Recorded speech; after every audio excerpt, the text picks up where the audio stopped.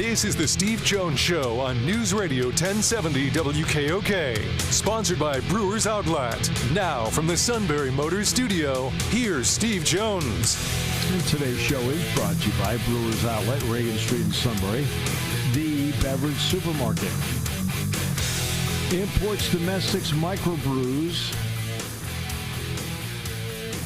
The best selection of beer anywhere. It's going to be another warm weekend. You want to stock up for it. It's the summer. Kick back, have some fun. Make sure you're fully stocked. Water, soft drinks, snacks. They roast their peanuts fresh and hot every day. 6 great flavors of slushies. And the pickle bar, led by the barrels and the dills, indeed second to none. All at Brewers Outlet, Reagan Street in Sunbury, the beverage supermarket. And we're in the Sunbury Motors studio. Sunbury Motors, 4th Street in Sunbury. Sunbury Motors Kia, routes 11 and 15, Hummel's Wharf. And online at sunburymotors.com. While Nero nurses a big toe in New York, Shohei is playing baseball. Our play-by-play call of the day. Diego. Here's the next delivery, and Shohei lifts a high fly ball. It's hit well out into left center, and that one is out of here. Boy, oh boy, this Thursday afternoon in Detroit has been showtime as Ohtani connects 37th home run of the season. It's 5-0 Angels. Brilliant yesterday. Shut out as a pitcher, couple of home runs. Meanwhile, how's Nero doing? Fouled. That spells fouled. Well, it doesn't answer my question. How's Nero doing? Is he still fiddling? Supposedly might come back this weekend. Yeah, right, sure. Exactly Sure my sentiments. Sure he will. Right. I'll believe it when I see it. It doesn't quite feel right. I don't know. Okay, great. Yeah. NHL players out there playing on a broken bone. Oh, okay, good. Oh, he's so valuable. Yeah, well, you're only valuable if you're playing, man. You're only valuable if you're playing. And one other thing to watch out with the ACC, an ACC fit for a long time that never got to the ACC. Just keep an eye on. Just keep an eye on as to how West Virginia feels about itself. Because if the ACC were to expand, let's just flip it around. Everybody's talking about, people that would sit there and leave the ACC. What if they were to expand? I'll tell you right now, 2 interesting ones for them would be West Virginia and UConn.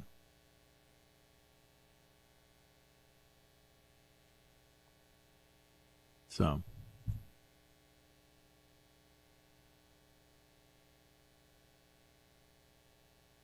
yeah.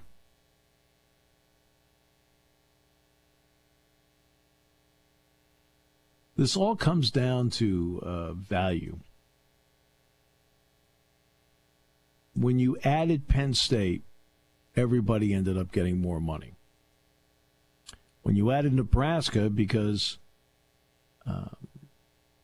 when you added Nebraska, that meant you had 12 and you could put in a Big Ten championship game. Everybody got more money. When you added Rutgers and Maryland, that added 16 million homes to your footprint, which meant you could triple the Big Ten network number in the footprint. You added more money. And when you added in, and everybody got more money, when you added USC and UCLA, you again added in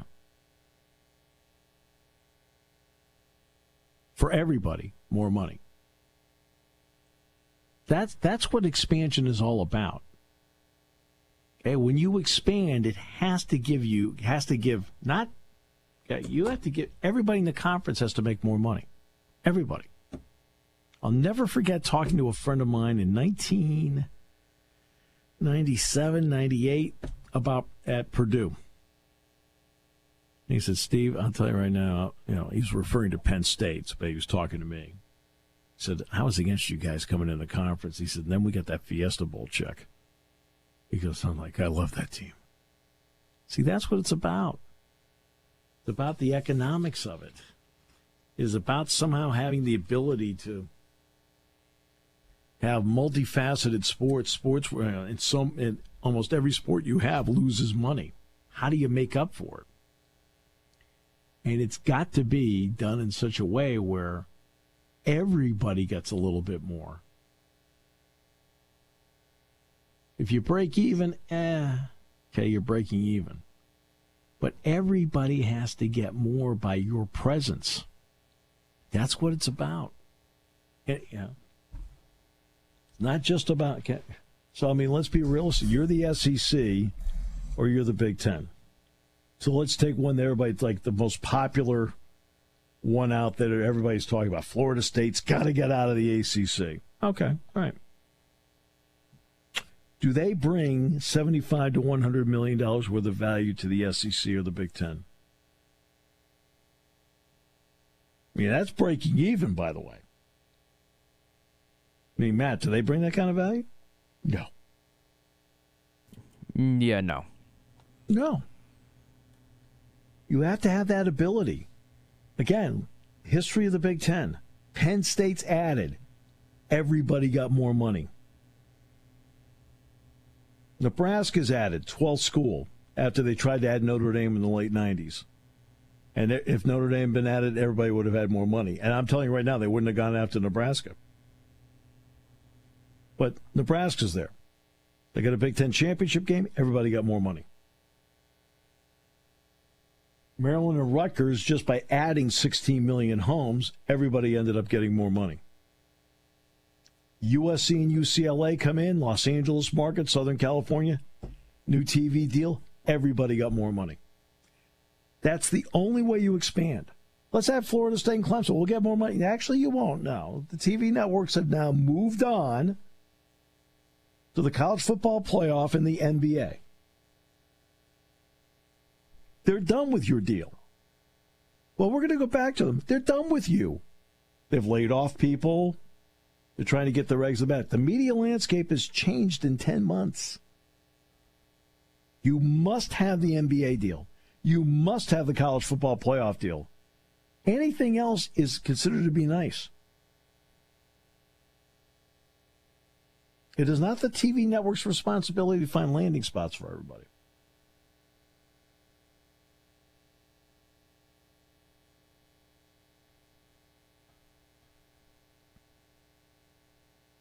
All right, Rich Scarcella finds a landing spot with us in a moment on News Radio 1070 WKOK.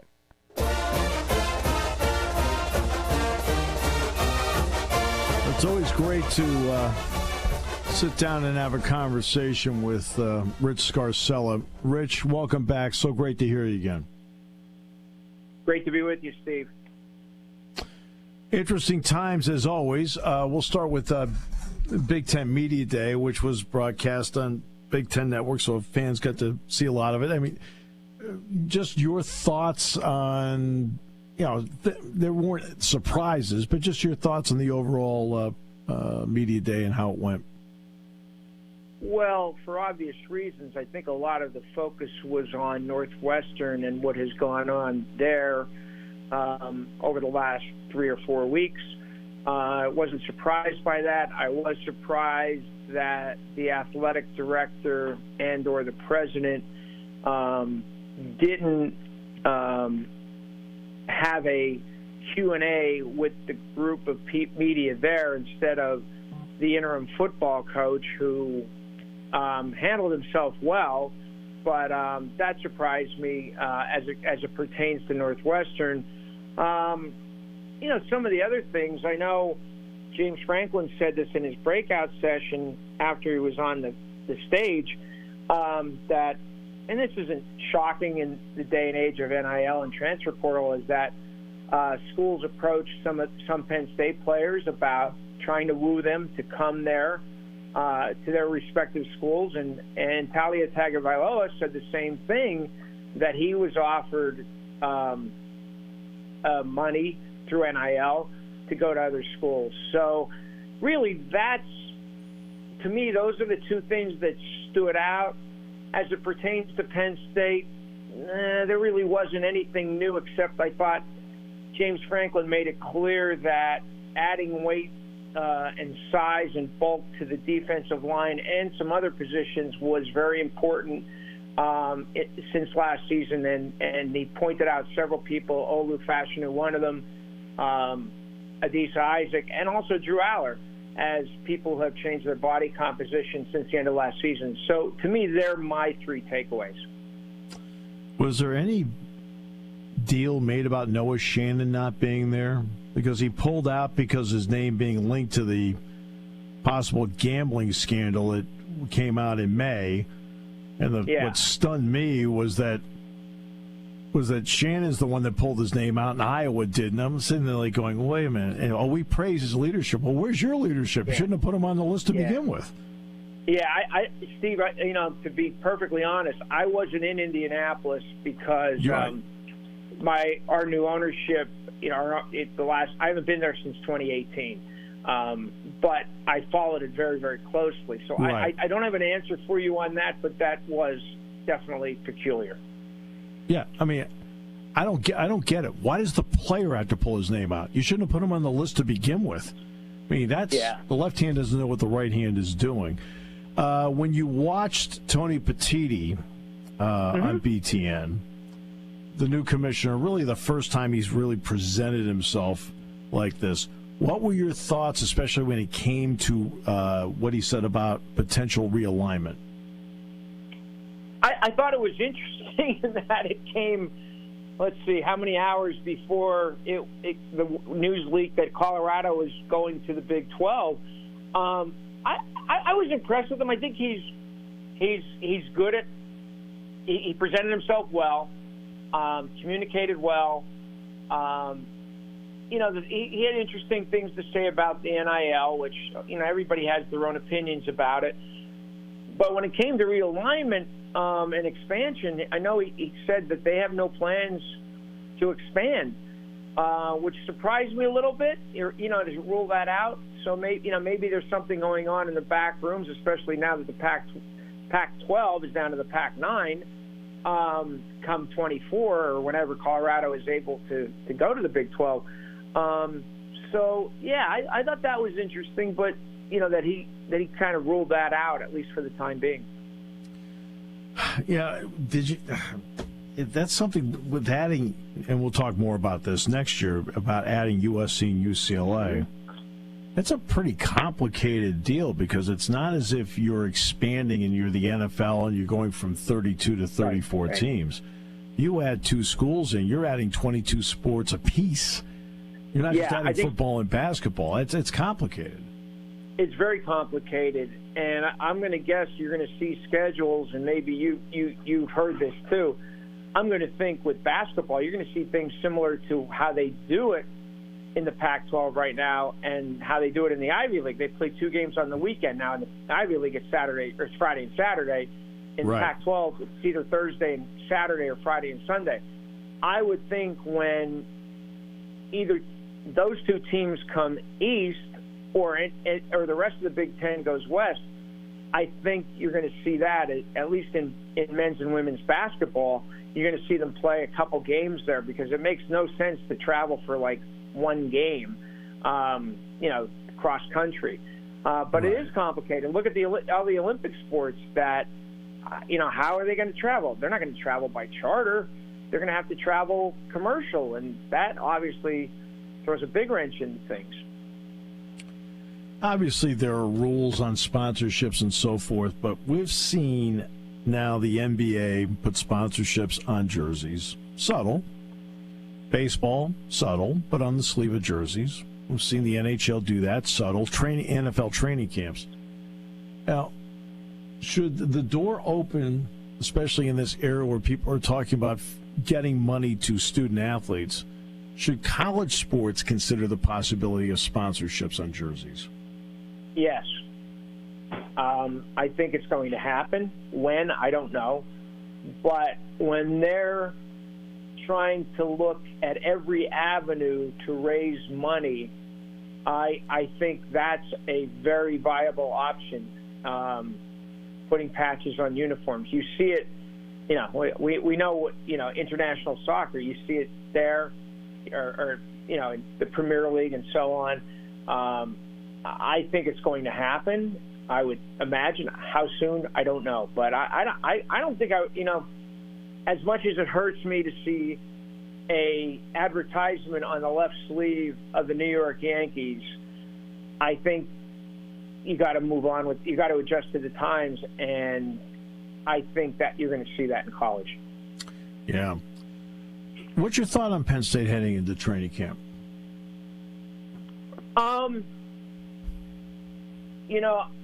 The Penn State Football Annual, which I write for, we're asked to make predictions, and I think most of the people who write for the Football Annual, they're all beat writers. I think everybody but two picked 11-1 for the regular season. And that includes me. Obviously, I've written it so many times within the last several months. You're measuring sticks Ohio State and Michigan now, not just Ohio State. And it doesn't surprise me that a group of Big Ten writers picked Penn State third, because all the other all the preseason magazines have them, I think, third in the Big Ten East. I think it can be a very, very exciting year. It could be a very, very special year. I think, you obviously have a question mark at one of the wide receiver spots. You obviously have a question mark, not because of who's going to be there, but a question mark is, how do you replace Jair Brown at safety? But I think if Drew Aller has the kind of year that some people, that it's not just the first year of starting, that he actually, jumps in with, feet first and excels right away, I think it could be a real special season, because as James Franklin said this week in Indy, he anticipates teams to load the box, at least early, to stop Nick Singleton and Katron Allen and force a first-year starter to beat them. And I think a lot depends on Aller and how he plays. Obviously you're closer to the program than me, but you hear nothing but glowing things about him. And so, it has the potential to be a special season, and but you have to beat Ohio State and Michigan. You have to do that, and they haven't been able to beat Ohio State but once since 2012. They've lost to Michigan the last 2 years. They've had a little bit more success against them, I think the season is going to come down to those two games. When it comes to judging a season, has the transfer portal made it more difficult compared to, quote, the old days when you'd look at returning guys versus then adding in a few freshmen? Has the transfer portal complicated the thought process on what you think a season could be or what an opponent could be like? Sure. Oh, gosh, yeah, it's another X factor. It's another factor you have to consider, that you didn't have to do that, 5, 6, 7 years ago, whatever. While you can add talent or lose talent, you don't know, none of us really does, how that will affect the makeup of the team internally and how that will impact the team internally. You can add the greatest offensive lineman in the world or lose the greatest offensive lineman in the world, but how does that impact the rest of the team? And do you have somebody, how much does that upgrade the position? Does that transfer fit in? Penn State has had tremendous success with the transfers that they brought in recent years, and we, obviously Chop Robinson and Johnny Dixon are two prime examples, along with Hunter Norzad. So, but yeah, it's definitely another factor, and it does make it a little harder. Like, you look at Iowa. How does Cade McNamara fit in at Iowa? Right. Do they change things because he's there? We'll see. Yeah, no question. This has been obviously a tough time in the business. You talked about not going out to Indianapolis, but you were able to watch it on BTN. But we know the New York Times has cut out a sports staff. The Athletic has laid off people. ESPN has laid off people. How tough is the business right now, and how creative do you have to be to keep churning out the stories that makes the audience interested but makes management interested as well? Oh, boy. Do you have an hour? Yeah. No, I'm glad. I'm interested in this.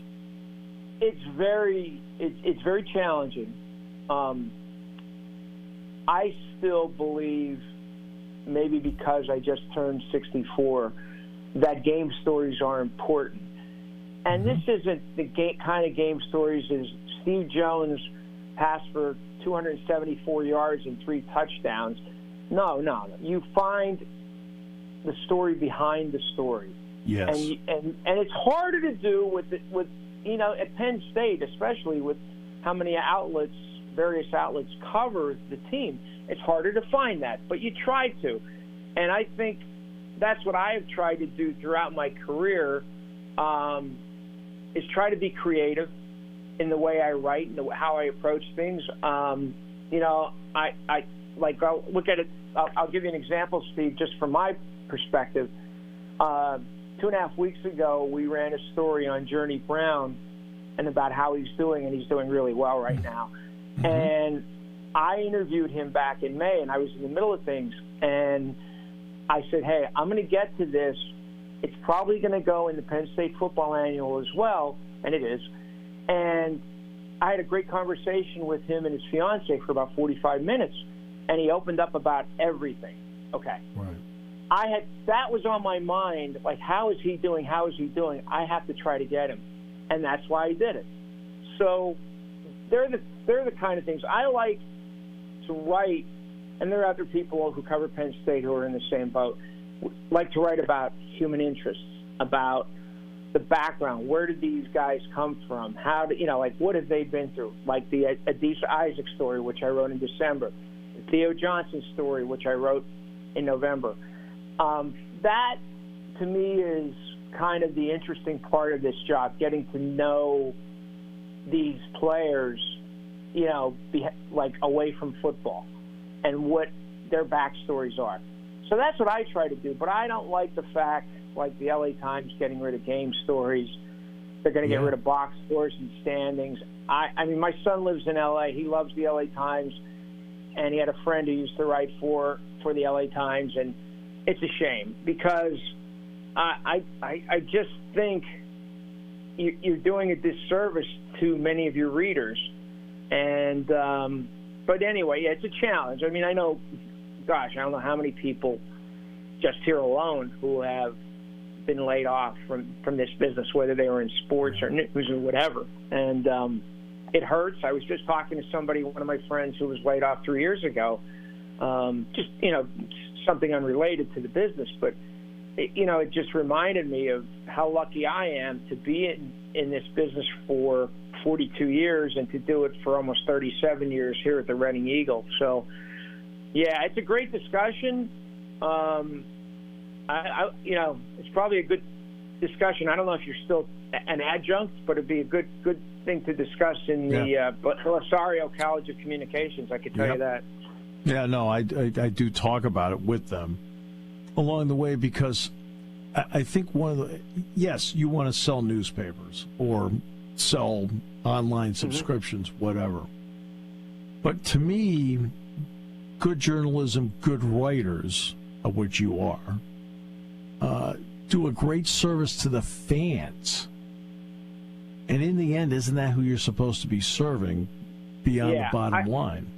Right. I try to write for the fans because they're the ones reading the stories mostly. And, you're right. And it just, nobody, I will say this, I write for Media News Group, which a lot has been said and reported and about this company. But the one thing that this company has done is they do not interfere with how you cover things and what you cover. Again, there are other issues involved, but they're not telling you have to do this or you have to do that. And I appreciate that. And, I hope to do this for a little while longer anyway. I mean, I feel, knock on wood, I feel really well right now. And, I'd like to continue it. So, we'll see. But it's a hard business. And it hurts me to see young people with ability, like my son's friend who wrote for the LA Times, Fox Sports, and The Athletic. He got out of the business, and he's 31 or 32. And he, wrote a book about the Dodgers, and he's immensely talented, but he was tired of the business the way it is. And that saddens me. It really does. Yeah. No. Same here. And I'm the type that likes to pick up a paper at my own leisure and actually physically read the paper. And I'm seeing too many papers either cut back on sports, run AP copy, which I already know, or becoming pamphlets, and that's not serving. That's not serving the sports fan, And that's In the end, I think that's who we serve. Well, here's another thing you didn't mention, and I it's something that it's on our minds here. Our deadline right now, today, 6 nights of the week is 7:30. 7:30, yeah. Yeah. When they initially, this company took over, the deadline was, I don't know if it was 9 or 8, and there were a lot of times we didn't get Phillies games in the next day, and we heard about it. Yep. And there's nothing we can do about it. This is how we're told. This is our deadline, and this is it. I mean, that's the way it is. So, yeah, there's a lot. I love this business, and I tell young people. I just told somebody this about a month ago. He's in college. He's at Penn State, and I said, give yourself a couple years in this business. You will know if you were meant to be in it for the rest of your life or not. It gets in your blood, and it does. And I love it. I love this business, and we'll love it till the day I leave this earth. And we love the fact that you're in it. It means a lot. Oh, stop. No, it does. No, really. You're a pro's pro. I mean, it's like anybody around you knows that. Well, I appreciate that, Steve. Thanks so much for the time today. Look forward to seeing you at Media Day. Yeah, it's only, 9 days away? Yeah. So here we go. Incredible. All right. Thanks, Steve. Thanks again. Thanks. You bet. Rich Scarcella, Reading Eagle, one of the best in the business. We will come back. I know we ran way over. So many people are so anxious to hear the CBS News headlines, so I didn't want to, I apologize for delaying that. Get the lingerie on the deck. Call the janitor. Here on News Radio 1070 WKOK.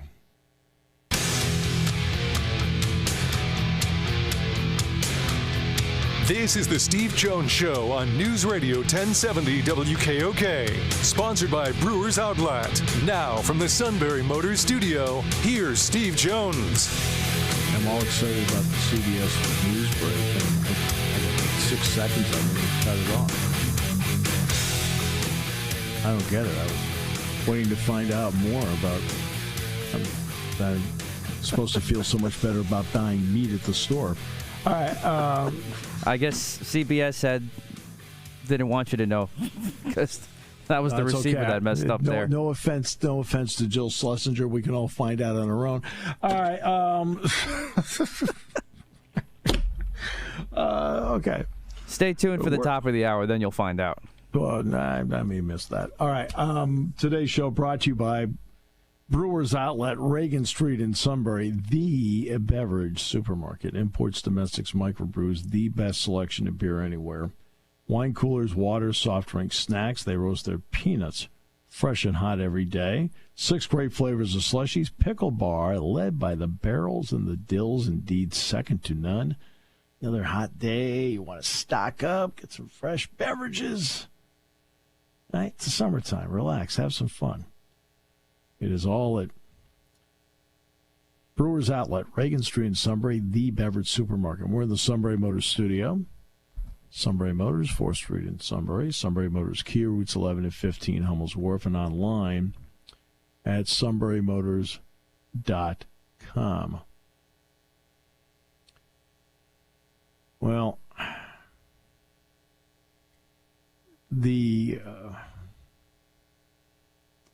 when do you make your worst decisions?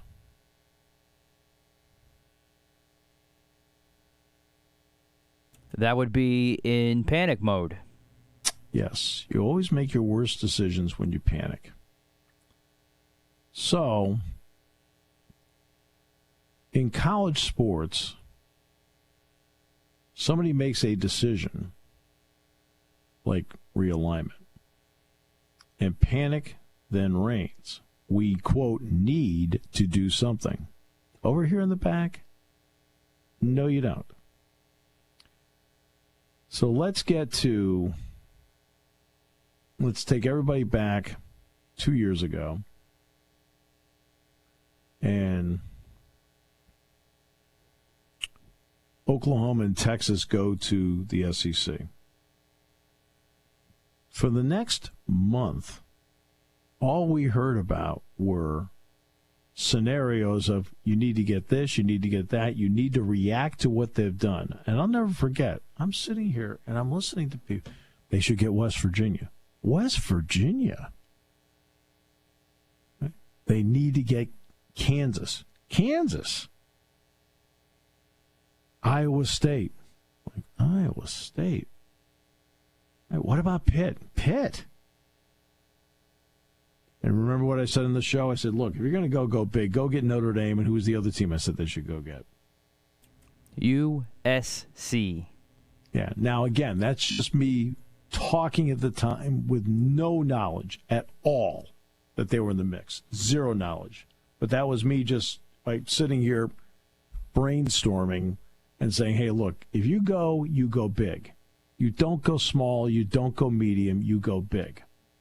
And that's the only reason why I brought up Notre Dame, for obvious reasons, and USC for obvious reasons. In other words, I picked the two biggest brands out there. But I also knew that I did know that the Pac-12 contract was going to be up now, right? So that did play a role in it, but that didn't mean in a million years I thought they were coming. So now what do you have when Colorado, which is not exactly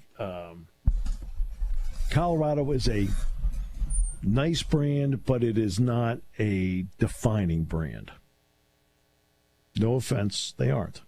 It's not. It's not a great recruiting area. Colorado has to do a lot of its recruiting in California, Florida. Now I think you're going to see Colorado shift its recruiting because we can talk about how great Dion is all you want, but you got to start winning.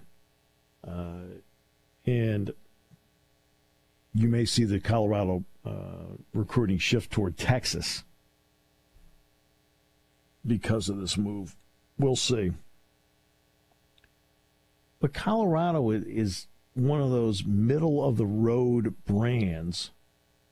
They're not really even a secondary brand, to be honest with you. Secondary brands are like Clemson, Florida State, South Carolina, Washington and Oregon are secondary brands. I mean, they're kind of like even below Oregon and Washington. But it's still a name, and their coach, of course, is a name, and they're going to go over. Now you have people throwing out all sorts of scenarios about, Florida State. The Big Ten needs to go get Oregon and Washington. No, they don't. The Big Ten needs to go get Florida State, get into the South. You really don't. College sports is a little bit different than pro sports. Because when you're sitting there and saying, I'm going to expand, so let's take Major League Baseball. I think all of us feel that the next time Major League Baseball expands, Nashville is a heavy favorite to get one. We can debate the second one, but Nashville's a heavy favorite. Why? Nashville is an exploding market that supports hockey, supports football,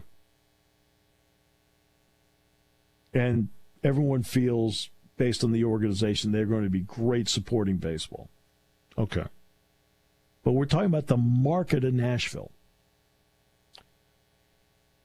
In college, we talk about brands. Now, brands then encompass markets. But Penn State is a 50-state brand. Ohio State is a 50-state brand. Michigan is a 50-state brand. USC is a 50-state brand. See, that's brand power. That's what the networks want. They don't want regional powers. Regional powers fall into the category of nice to have. 50-state brands are into the category of must have. And again, you're a TV network. You're not going to give more money. You know, maybe you come up with another package. Hey, let's go on Amazon Prime. Let's have certain, but that only goes so far. And don't sit there and they start throwing around names about, what about this team? Hey, good. Guess what? You're fine with the 16 you have. And 16 is not a small number. Next year, when the Big Ten and the SEC go to 16, it'll only be the second and third time ever that 16 schools were in one conference together. And that's the WAC, and that conference broke up. Now, it's not the same as the WAC, is not the same as the Big Ten and the SEC, but they will tell you how difficult it was to manage. And that's the part that people have to keep understanding. You have to be able to bring to the table a financial number that makes everybody slightly more richer, and you have to have the ability to do it in such a way where it can be managed. And that's managing every sport.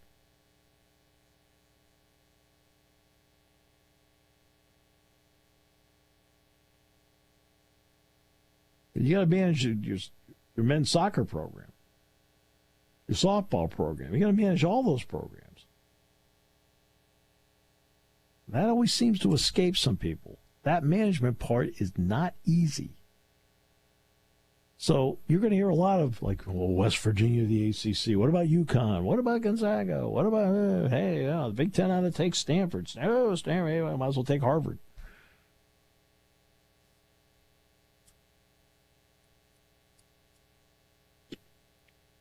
We'll come back, maybe a couple headlines in a moment on News Radio 1070 WKOK. All right, I'll let you go first. So, Carlos Rodon fired as an usher because he actually stopped walking people. Quite amazing, if you ask me. Under the category of delusional, Big 12 since 2010 has lost Colorado, Texas A&M, Missouri, Texas, Oklahoma, and Nebraska, and thinks they got better. Really? Yeah. No. No. You replace them with BYU, UCF, Cincinnati, Houston, brought back Colorado. Right? You didn't get better. Yes, that would be a hard no. All you did was somehow stay afloat. They got Colorado back. What a move. Like, excuse me. All you did was stay afloat.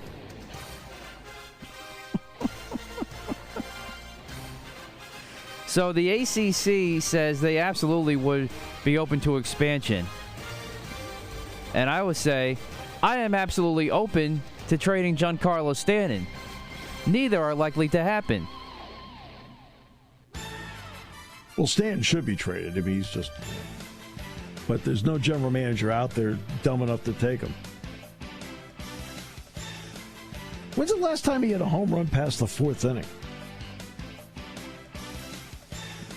Yeah, that's a good question. I mean, he's under the category now of the old Bob Uecker joke. I once hit a grand slam once. Big hit. Made the final 13-2. Well, he's only hit, 15, maybe less than 15 home runs this year, and I don't think they've come past the fourth inning. Of course not. Like, they get in the late in the game. I remember last year they were playing the Red Sox. And I'm watching the game. It's the ninth inning. He comes to the plate with it. Here's a chance to win the game. I'm going, he's going to strike out. I didn't even worry about it. He struck out. There it is. And bigger the moment. Yeah, that's a problem.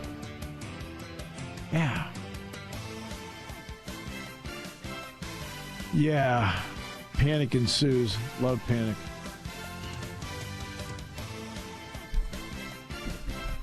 Aaron Judge tempts everyone by saying, maybe I'll play. Won't give date. Supposedly could be this weekend. I don't know when, but please. yeah. Oh, come on. I'm not holding my breath. I'm just going. I'm just telling you what I'm hearing. Come on. Jeez. NHL players playing with broken bones. It's a Stanley Cup. I got to play. Yeah. It's going to be a weird weekend. I mean, the Yankees actually have to play on the road. Correct. In Baltimore. I'm surprised they didn't give him a day off after tonight's game. Doesn't matter. They'd still blow it anyway. Oh, who's pitching for you tonight? It's Coltrane, so I'm actually feeling pretty good tonight. Who's Baltimore going with? I have to look at it. I forget.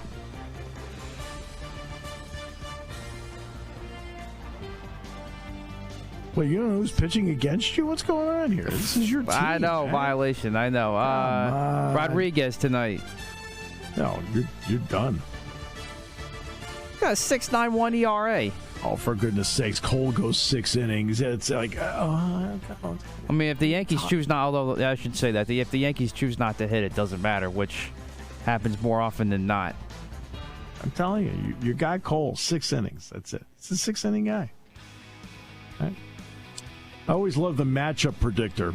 Like one of the more meaningless things out there. All meaningless. Yeah. Oh, Grayson Rodriguez, I'm a big fan. That is the definition of stupid, the prediction meter. He's given up as many home runs as Cole has. He has as many losses. He's got 7 fewer wins. Yeah. You don't think in Baltimore they're not geared up for this series? Oh, no. I mean, Sunday night baseball, they got flicks to Sunday night baseball this week. Yeah.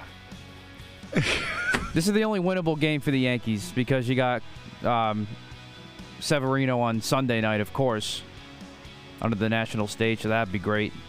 I think it's the only winnable game for the rest of the season. Oh, no, I'm sorry.